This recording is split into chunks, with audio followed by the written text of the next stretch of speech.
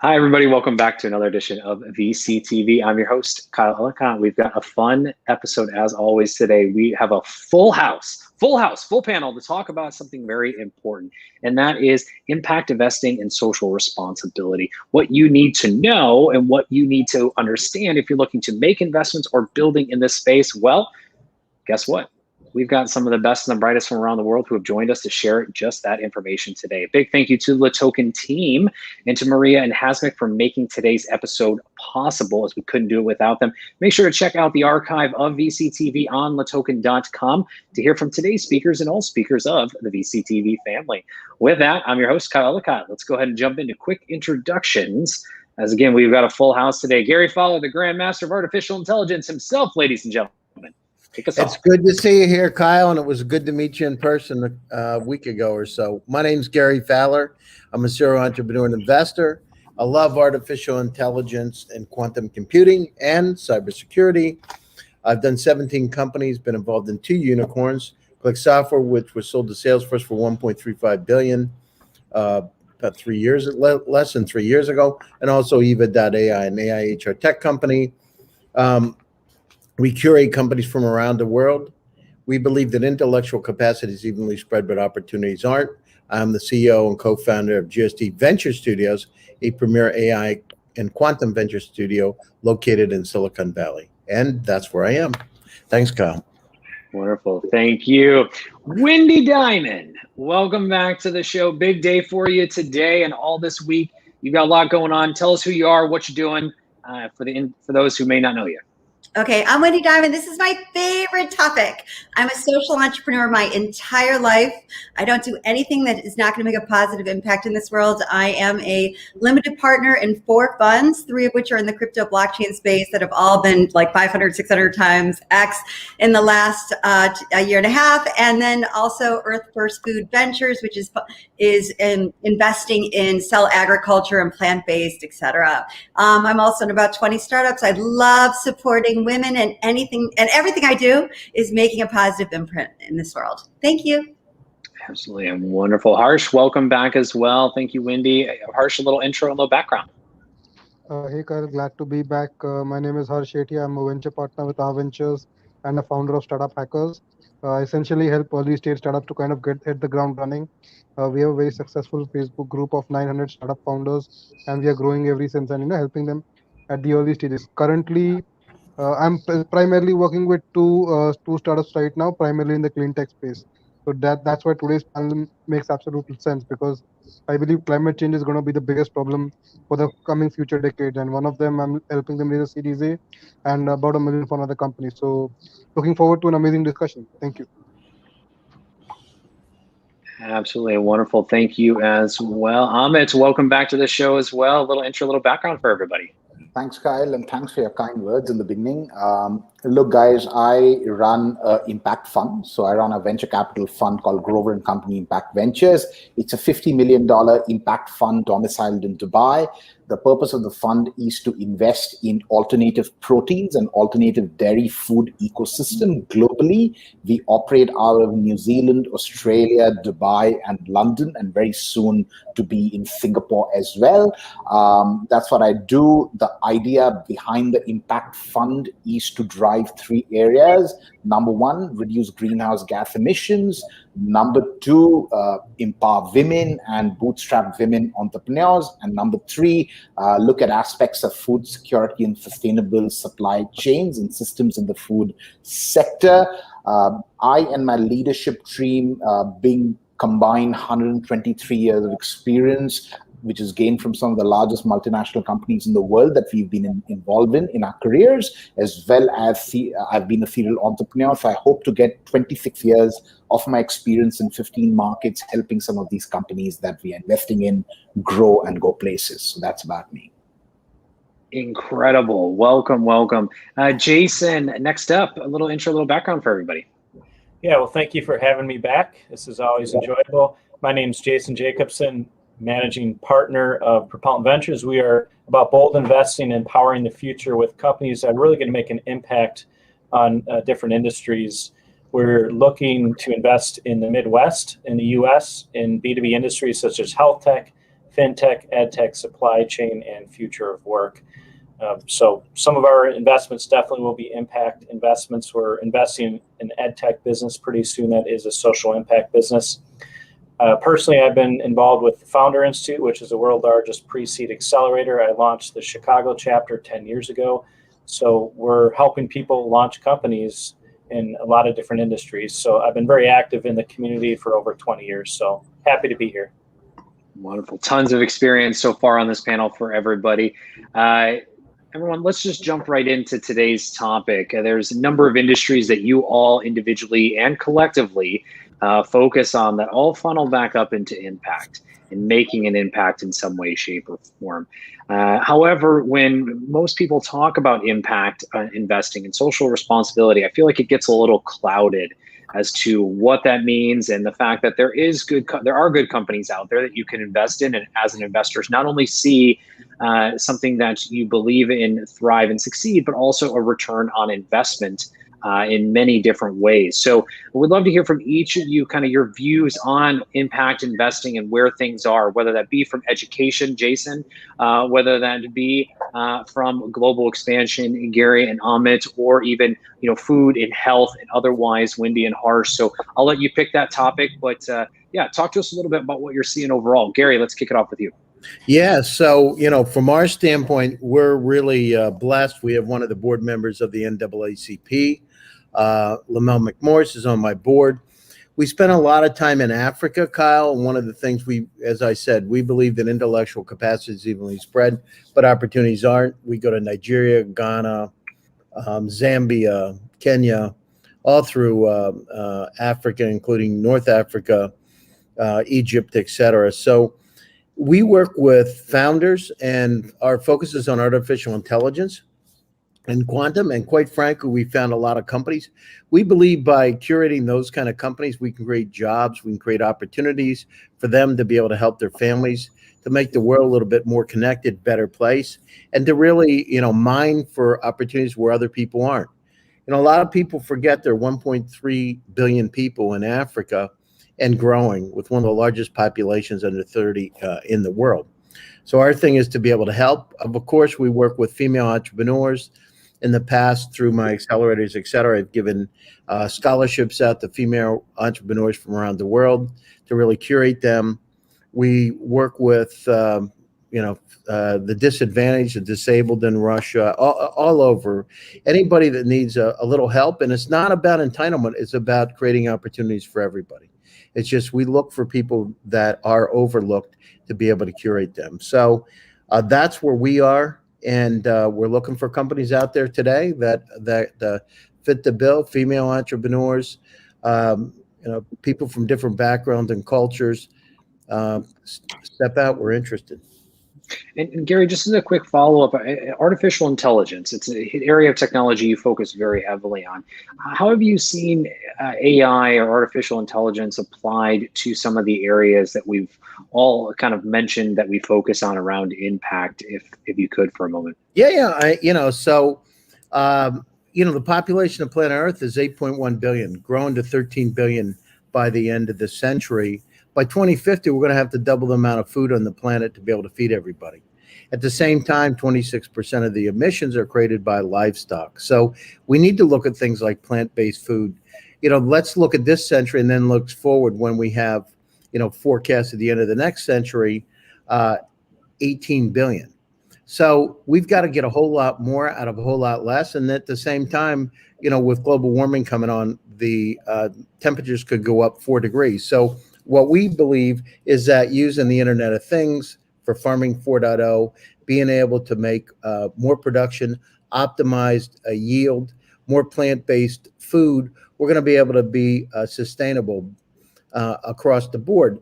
And of course, this challenge that we have with global warming, we've got to address that head on, because what we do today isn't going to affect us for another 30 years. And there is a point of no return. So, but going back to our basics is if we create jobs, high quality jobs where people can help themselves, educate the force, help them understand, help them go global using Silicon Valley as a port, we can make that dent in the universe. A lot of it's because there isn't enough education And a lot of it is because people aren't tasked and put their feet to the fire across the world, governments, corporations, to be able to make a difference. And, the beauty of it is we're resilient, and that, I do see things changing, and people have been forced to be able to make a difference. And I like that.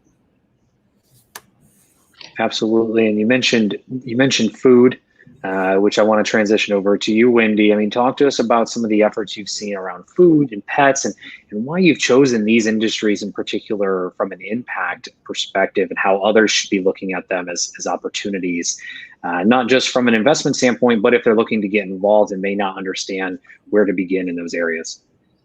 Right. So my first, in my life, when I learned that 12 million animals were euthanized a year, and thinking about how I got into the pet world, 12 million animals were euthanized a year in America, right? And at that time, nobody was talking about adoption or rescue at all. It wasn't in the media. Advertisers didn't even have dogs in their commercials. This is how long ago it was. Not aging myself. Anyway, so fast forward, I created a media company because I knew if everyone in the world wants to help, you just got to make it easy for them. So if we bring awareness towards issues, whether it's, animal rescue and adoption, or it's about, climate change, and about, how we need to literally look at our health and the way we eat, right? And so, I've been an animal lover my whole life. So that's, why I got into supporting animal rescue. And now I'm involved with a bunch of investing in a lot of companies that are like BasePaws, which is the 23andMe for pets, which is, using genome and data to basically help create better food and health for your pets to live happier and healthier, longer lives. That's why I also invested in Earth First Food Ventures, because I'm a vegetarian my whole entire life, since 7 years old. And so when I look at it, Beyond Burger, Impossible Burger, yeah, those are great for the environment, but they're not so good for your, you and your system and your digestive system. So what I would, I'm looking at, when I'm investing in anything I get involved with, it's about what I'm passionate about and what I really care about. And so, and that's how I just really look at everything I do in my life. That's outstanding. I want to come back. One of the companies you mentioned was the 23andMe for pets. I mean, Right. Talk to us a little bit more about this. This is a very unique spin around technology and the pet care or pet industry, which, by the way, for those that don't know, is a multi-billion-dollar industry. It is not small, and something to not be disregarded by any means. It is huge. But Wendy, if you could share a little bit more about that particular company. I think this is a great intersection of, again, technology and science that people might not fully understand, if you could. Yeah, sure. I mean, if everybody's heard of Singularity, it was spun out of Singularity. The CEO is phenomenal and a woman. And let's not forget Women's Entrepreneurship Day organization. Literally now, maybe 1.5% of venture dollars go towards women founders. I mean, we need to invest in women. And so Anna Skaya, who is the CEO, I was introduced to her. She's like a genius. She was the CEO of Groupon Russia. She created BasePaws to look at the fact if we can create and find and use all this data from the genome, et cetera, and the DNA, we can then partner. So one of the investors in this company also is, so when you think about it, looking at the data, how do we create food that is going to help our pets live happier and healthier, longer lives? These are like our children, people who have dogs. I mean, literally, my dog. Woo!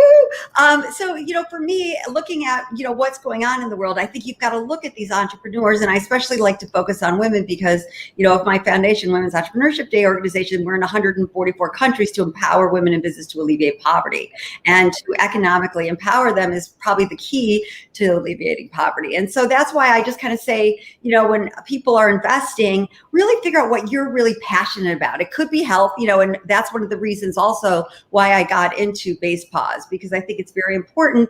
Like looking at the history of dog food is not very, you're not going to really want to know what was going into dog food, right? But now you're seeing all these new vegan lines and all this new these brands coming out that are changing the landscape of pet food, right? And so I think it's super, super important for everyone to look at what we eat is who we are, right? Our bodies are not meant to digest processed foods, and that goes also for our pets. Wonderful. Thank you very, very, very much. And maybe coming back to blockchain in just a moment, but with that being said, actually, yes, there we go. All right. Sorry, I had a little small technical delay there. With that being said, Amit, I want to come to you next. You have vast amounts of experience, years of experience in many different industries. And again, this is something of focus for you. Talk to us about what you're seeing change now around impact investing from all the years you've been focused on it to where it is today. Well, I mean, Kyle, I think it's a great time for impact investing. I mean, honestly, in the last 3 to 4 years, I mean, it's been going on for the last 10 years, and we've seen an upward trend in companies and VCs, and by and large, investments getting channelized towards a broader purpose, whether it's ESG or it's SDGs. That trend has been kind of quite positive, but especially in the last 2.5 years, behind the pandemic, and accelerated by the pandemic, we're seeing some great kind of movement in that area. Now, I'm not really plugged in and tuned into other sectors of social and environmental impact, but I can talk about the sector that I'm involved in, especially alternative proteins and alternative dairy. I mean, it's really an amazing time for this industry. We've seen heaps of innovation happening. We've seen, huge investments getting driven by VCs. Many new funds emerging like ourselves. And really, from a fund perspective, we are taking a staggered approach where we are going into plant-based, kind of for the purpose of the environment, where the idea is to remove greenhouse gas emissions. We are trying to kind of make a change in our own way, in a tad bit way. We are looking at ethical supply chains and things like that, but also behind the whole revolution of plant-based, building on Gary's point, we are also looking at deep tech, which is much to do with vertical farming, hydroponics, aquaponics, cell-based meat, cellular agriculture as a whole industry. And it's got to kind of step up. We got to take the pressure off the land. End of the day, the amount of cultivation the land is used for, or livestock land is used for, that's got to be kind of, decreased to balance the environment out. So it's really a very interesting time where a lot of investments are going into plant-based and then kind of getting channelized into the next revolution, which is cellular agriculture, and obviously supported by artificial intelligence to a great extent. So I personally am seeing an amazing trend. I mean, just recently I read a report from Temasek Singapore, which is a sovereign wealth fund of Singapore. I think impact investments have gone up as has $800 billion. As of 2021. So I personally think it's a phenomenal time. I think a lot of this going the next 10 years are going to be driven by impact. And we definitely want to be in the center of it. Well, it sounds like you are. I mean, with all these areas that you're investing in, talk to us about the cellular level, the things that you're looking at on that. I mean, that's fascinating, but also pretty advanced, I would also argue as well. So talk to us a little bit about that. Yeah. To understand that in a simple way, cellular agriculture, or let's talk about cell-based meat, is nothing but stems out of something called the stem cell therapy. Now, stem cell has been used for cancer research, for medication, for kind of treating stage 3, stage 4 cancer patients. Now, taking that technology, it is basically cultivating growth factors and cells in a controlled environment. In this case, it's a lab, and kind of growing the profiles that would eventually lead to growing a steak or a mince or a chicken or whatever you want to kind of do. You can extract cells out of a live animal and then kind of manipulate the cells in a controlled environment to kind of produce yield. Now, currently, the way we see it across there are probably about 180, 200 odd companies in the world in this space and in different areas of the space. So no one company is fully integrated that can kind of do from the cell formulation right on to the kind of manufacturing. Everybody is playing their part. Some people are kind of developing growth factors that go into developing cells or generating more cells. Some people are developing scaffolding that kind of holds the whole cell generation process. Some people are kind of working on serums that are going to be kind of vital to impart the growth of cells, and others working on bioreactors, which is more the equipment that is needed to multiply the cells. So everybody's playing some part, in the whole value chain. So it's an interesting time. There's a lot of R&D going on right now. There's a lot of investment getting poured into this space. But however, we are yet to see commercial success in a product that is A, cost effective, B, that can be replicated into quantities to satisfy the demand of the growing population. So those things probably down the line we'll get a lot of answers for. On the other hand, if I kind of move the focus from cellular agriculture right to artificial intelligence and hydroponics and aquaponics, of how vertical farming is changing the entire game in terms of, kind of removing pressure of the land and really kind of growing essential crops in a controlled environment. And really, I mean, with like what Gary says, the way the population of the world is headed, mate, I mean, we don't have much land left. And that's the reality. So I think, those areas that we are seeing in terms of artificial intelligence and deep technology empowering that are absolutely not only exciting, but from an investment point of view, Kyle, let me tell you, it's scary as well. Because I know as an investor, when I pour in $1 million in a company like that, I'm not going to get a return anytime soon. And God knows what the outcome of that investment is going to be. It's a big punt, and everybody's in that line, even companies like Memphis Meat and people like that. Nobody has yet seen a commercial success where you can replicate quantities, go for industrialization, lower the costs, and get it to the end consumer. That's just not happened as yet.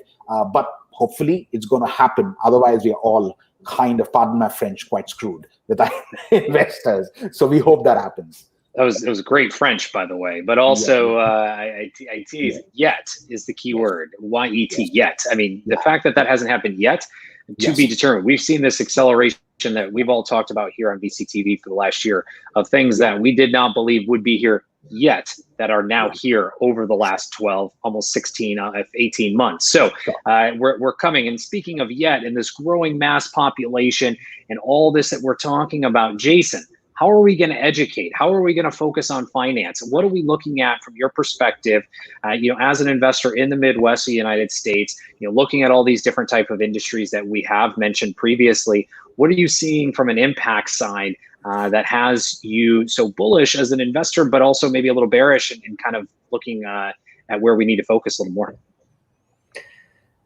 Yeah, so we do have a lot of activity here in the Midwest. There's a lot of great industries that are being disrupted. I'll focus right now at least on education or ed tech. We have the third largest public school system in the country. We have the second highest concentration of higher learning or universities outside of Boston per capita. So we have a massive amount of education happening here. But there's not as much ed tech as you would think there would be. And I'm talking just Chicago, but you look across the entire Midwest, we have some of the top best universities across the entire country. And there's not as much happening as there should be. So there's a great opportunity, I believe, in the ed tech space. And in 2020, $13.3 billion was invested globally in ed tech. And that was up 50% of the highest ever, which was in 2018. So there's a massive acceleration in education investments right now. Obviously, the pandemic accelerated that, but it's a good thing for that standpoint because now people are ready to do more remote learning more than they were before. So there's huge opportunity, I believe, in that, and there's a social impact in that as well because many of these solutions will impact the public schools or charter schools that are really serving some of the underserved communities in the bigger cities or any city for that matter. And it comes down to helping these teachers have better outcomes, strategize better, having better outcomes with the students. So some of these tools allow them to strategize and measure across data. And so the company we're investing in allows the schools to bring all the different data points together, puts it in a dashboard so they can see everything in real time and make strategic decisions. And it allows the schools to actually, they can use that data to go for funding, and it helps them accelerate and become a better school as well. So massive opportunity in education, I believe, and there's a huge social impact with that as well. And Gary mentioned it a little bit earlier, but just investing in underrepresented founders that can have huge impacts on some certain communities in certain cities. And we have ton of efforts like that happening in the Midwest. And we actually just had a panel for our fund yesterday on investing in underrepresented founders, how we believe it's a huge opportunity. There are a lot of great founders, whether it's founders of color, whether it's women founders that are building great businesses and they may not have the same access to investments or investors as other founders. And so huge opportunity, untapped potential to really find some great opportunities across, a diverse set of entrepreneurs. So Absolutely. I will end there. Yeah. No, that's great. I was going to say, and speaking of opportunities and discovering and finding these with ease, Wendy, I want to come to you real quick. You just recently made an investment in a great company. You mentioned this on LinkedIn, so I'm pulling it from there. But you want to tell us a little bit about this company and kind of how it transitions into a little bit of what Jason is talking about. Right. One of the companies I just invested in is called Open Grants. And if you just go to opengrants.io, they're disrupting the $1 trillion available in non-diluted free money, right? For doctors, for entrepreneurs. There's so much out there that people don't even know how to access, right? So what this platform is doing is using AI, blockchain, and enabling people to sign up, apply for grants, have their profile be alerted when new grants show up. This is partnerships with the government, everybody, and foundations, and Bill and Melinda Gates Foundation, et cetera. So it can enable everyone to have access and easy access to non-dilutive funding, which I think is super important. And there's so many opportunities for, underrepresented founders, especially minorities and women. Wonderful. Congratulations on that and great effort as well. Harsh, thank you, Wendy. Harsh, give us a quick overview of what you're seeing around Impact. Again, this is very focused on, you run this great founders group of 900+ founders around the world on Facebook. Tell us a little bit about what you're seeing in the impact and social responsibility space.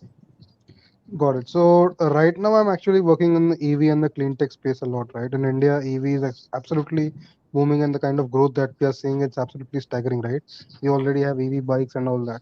So the idea is to kind of make it EV more sustainable and create a much more sustainable charging infrastructure, right? Because what tends to happen is, I'm sure as many must be familiar, the EV charging infrastructure is not a very sustainable economic model, right? So how do we make that sustainable, that the investors do kind of see some sort of returns? Those are the kind of business models that we are working on. Additionally, the main focus has to be, right now, if you look at it, the biggest threat to the world right now has to be climate change. The way the climate is deteriorating as quickly as possible, as Gary and Amit really pointed out earlier, right? We really need to make a lot of changes over there. So that's why, EV is obviously a good option. But if you look at it, if the source of energy generation is itself, is not an efficient one, and even the post, if you post the energy generation, there comes a cleaning phase, right? The waste management of that the entire situation. So unless we kind of manage that properly, it's not going to work properly. So for example, in the EV space, for example, right now the biggest problem that we are using is lithium-ion batteries, right? Lithium-ion batteries are not only not very efficient right now. Additionally, post the battery are completely used up and completely past their life cycle, how do we kind of handle the disposal, right now one of the major problems which the world is facing is the massive mounds of waste, right? How do you kind of dispose all that waste in an organic way without creating too much impact for the governments and on the planet? So these are, I believe, some of the major areas which you need to focus on. Try to identify, even if you're doing EV, how can you make it, come up with better sources of energy efficiency, and how do you handle the waste after that, which is generated after using the EV cars? Another company which I'm working with, it's actually a Canada-based company, helping them with their Series A. They are trying to, create a very efficient way of the glass screens that we see, right? How do you use the shades? How do you use the glasses so that you minimize the use of electricity? And how can you conserve electricity? And that will proportionally to lesser use of electricity, and definitely further help not only in cost savings but also in terms of energy consumption, right? So these are the kind of innovations which are absolutely necessary at this point of time, because without this it's going to be extremely difficult to sustain in the longer run. Mm-hmm. Absolutely. And I want to see if we can get one more additional comment. Fabio, are you there with us today? Okay, we might have lost Fabio. We do have one additional guest. I want to quickly introduce everybody here in just a moment. But as we do, Dr. Amaj, welcome to the show. If you can, just a quick 1 to 2 minute pitch as to kind of what you and your team are building, and then we'll continue to move on with closing thoughts from each of you today, as I want to be conscious of time. Dr. Amaj, a quick 1 to 2 minutes here on what your team are building. Hi, Kyle, and thanks for having me here in this show. So as I promised, I'm skipping the time of presenting and show, so I'm just going to the point. We a team of like small but proud. We came up with this idea in 2020 in the middle of pandemic, and we created a truly decentralized crypto lottery. I mean by a small and proud team where 60% of the team is represented by women. So we created a truly decentralized lottery platform by knowing and researching on the pain points that public going through with centralized lotteries. A truly decentralized lottery that is also benefiting a community by its staking plus, for the first time introducing a staking plus reward program.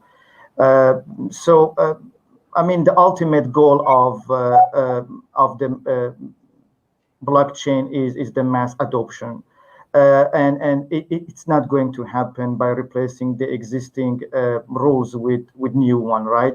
So we need to try, to optimize and enhance the current model. So that's what actually we try to do, still benefiting from the traditional elements and mixing with the power of blockchain technology, and eliminating the middle person, coming up with, for the first of its kind, a truly decentralized lottery platform. Outstanding. Congratulations on that. Where can everyone go to find out more about the company? Do you have a website, or what's the URL that people could go to if you could? Yes, information can be retrieved on our gaming platform and also project platform. So for information on project, you can go to LaToken.io, and for gaming, you can go to LaToken.com.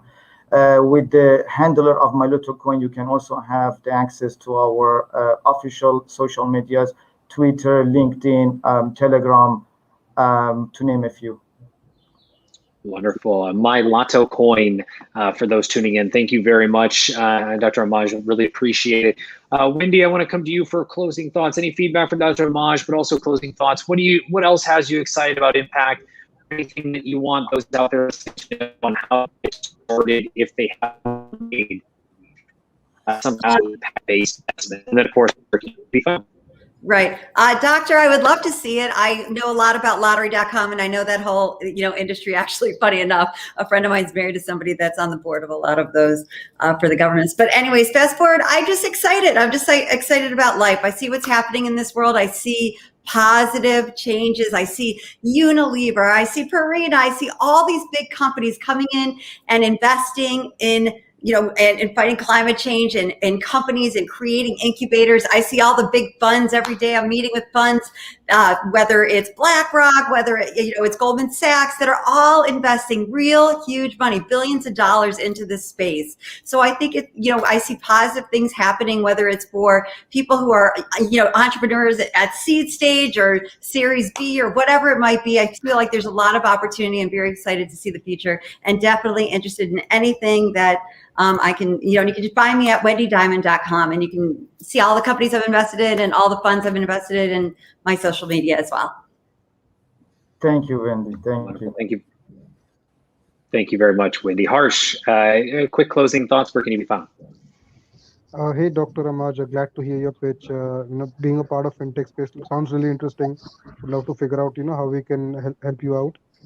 As far as closing remarks go, definitely clean tech is as the future, as I mentioned.